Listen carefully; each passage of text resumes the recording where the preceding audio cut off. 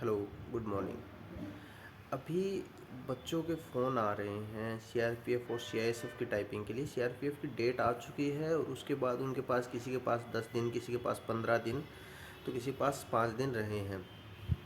तो उनकी किसी की स्पीड 20 की है, 25 की है या उसके आसपास जहाँ भी वो टाइपिंग कर रहे हैं। तो मैं उनके लिए एक बात सजेस्ट करना चाहूँगा कि आप अगर 20, 25, 27, 30, 35 जितनी की स्पीड पे हैं, अगर आप नज़दीक हैं स्पीड के और आपके पास लगभग 10 दिन हैं, तो आप श्योर रहिए अगर आप 5 या 4 की स्पीड के करीब हैं तो आपकी स्पीड आ जाएगी।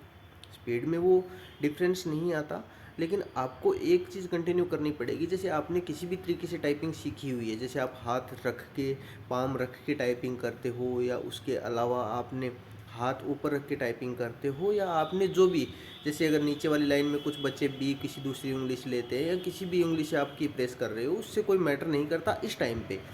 हाँ, एक पैटर्न फॉलो किया जाए तो अच्छी बात रहती है, लेकिन आप उस चीज़ को चेंज करने के बजाय उस चीज़ पे फोकस करके उसमें सुधार कीजिए।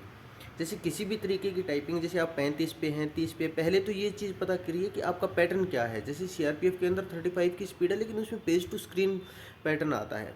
तो आपको ये मालूम होना चाहिए कि पेज टू स्क्रीन है, और अगर आप स्क्रीन टू स्क्रीन कर रहे हैं तो उसका फिर आपको बेनिफिट नहीं मिलेगा।